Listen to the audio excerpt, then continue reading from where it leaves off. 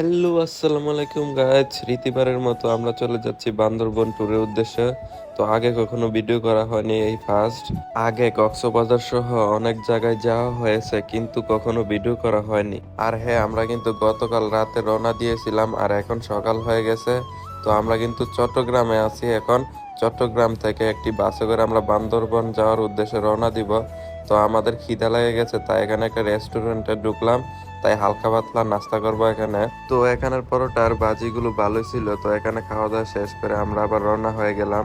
এই পর্যায়ে আমাদের বাসের জার্নিটা শেষ। তো বাসের জার্নিটা কেউ ভিডিও করেনি, তাই দেখাতে পারি নাই।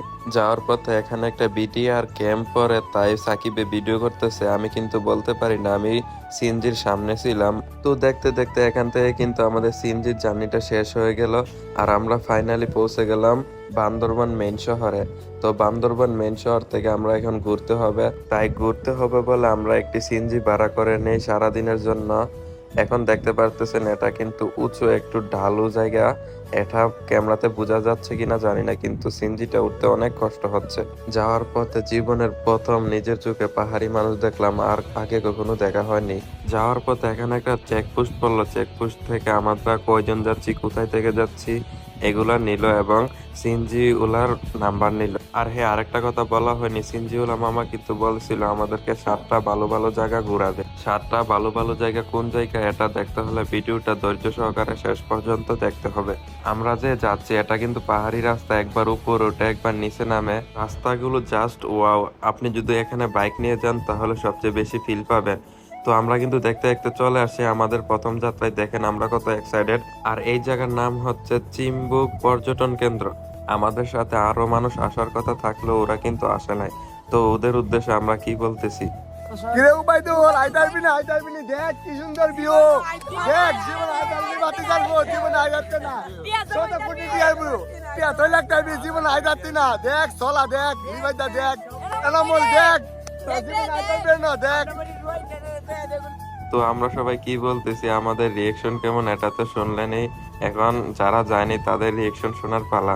আর ওইসবের দিকে না গিয়ে এখন জাস্ট আপনারা শুধু ভিউটা ফিল করেন।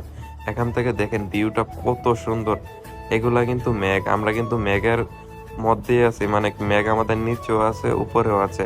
তো একটু পরেই দেখতে পারবেন যে আমরা কিন্তু নিজের হাতে মেঘ ধরবো। তো আপনারা এখন বুঝতেই পারতেছেন যে ভিডিওটা সামনে কত এক্সাইটেড হতে যাচ্ছে। মেঘ ধরা কিন্তু সামান্য বিষয় না। এ পর্যায়ে আমরা কিন্তু এখানে প্রায় আধা ঘন্টার মতো ছিলাম, সবাই মন মতো ছবি তুলছে। এখন আমরা চলে যাচ্ছি। আর হ্যাঁ, আরেকটা কথা বলা হয়নি, আমরা কিন্তু এখানে 5 জন আসছি। আমি, সাকিব, নাহিদ, শান্ত এবং বাতেন।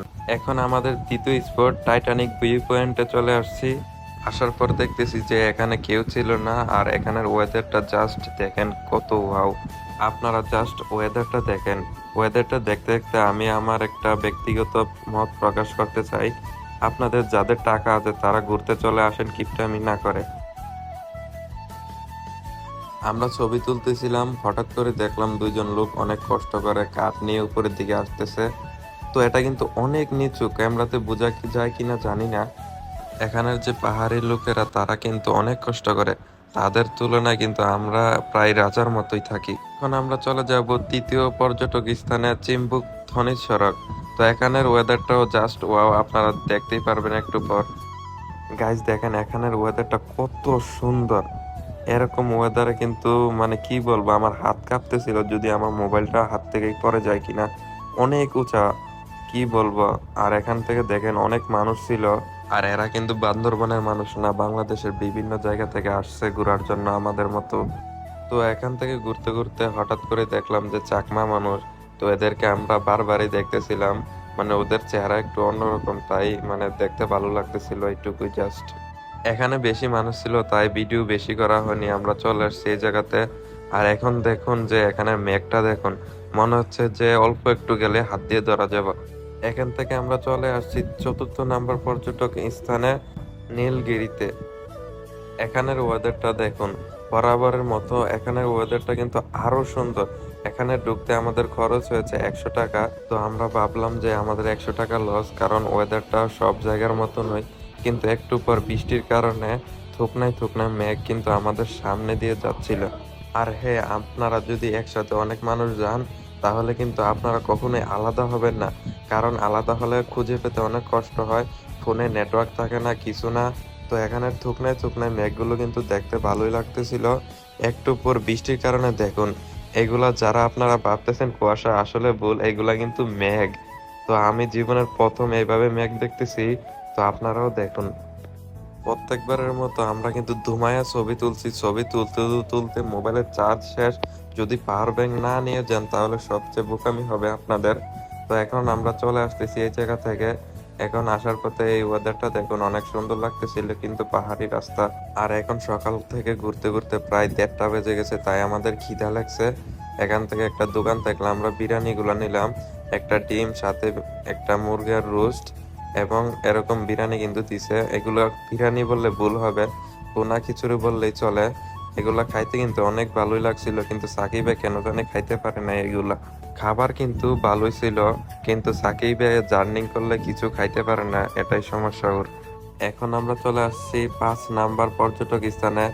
এই স্থানের নামটি ভিডিওতে রেকর্ড করা হয়নি, তাই আমার খুব রাগ হচ্ছিল, আর এই জায়গার নামটাও আমি ভুলে গেছি। আবার এখানেও দেখুন আমরা 5 জন আবার একসাথে ভিডিওতে। তো আমরা কিন্তু ঘোরাঘুরি করতে করতে খুব ক্লান্ত আছি অলরেডি। দেখেন সাকিব এখানে কিন্তু একটা দোলনাতে উঠলো, এই দোলনাটাতে উঠলে অনেক ভয় লাগে। আমি উঠতাম, কিন্তু আমি দোলনা বা নৌকা বা অন্য কিছুতে উঠলে আমার মাথা ঘুরায়, তাই এইগুলোতে আমি উঠি নাই। এখান থেকে ঘুরতে ঘুরতে অনেক ঘোরা হলো, তাই এখানে ক্লিপ বেশি নেওয়া হয় নাই। এখনো আমরা দুমায়া ছবি উঠাইছি। আর এখান থেকে শেষ করে আমরা চলে আসছি মেঘলা পর্যটন কেন্দ্রে। তো এখান থেকেও আমরা ঘুরতাম, কিন্তু আমাদের একটা ব্যক্তিগত সমস্যার কারণে এখন আর ঘোরা হয়নি। তো আপনারা যারা ভিডিওটা ধৈর্য সহকারে দেখছেন, ভালো থাকবেন, সুস্থ থাকবেন। আর ভিডিওটা দেখার জন্য আপনাদের নানিরে ধন্যবাদ।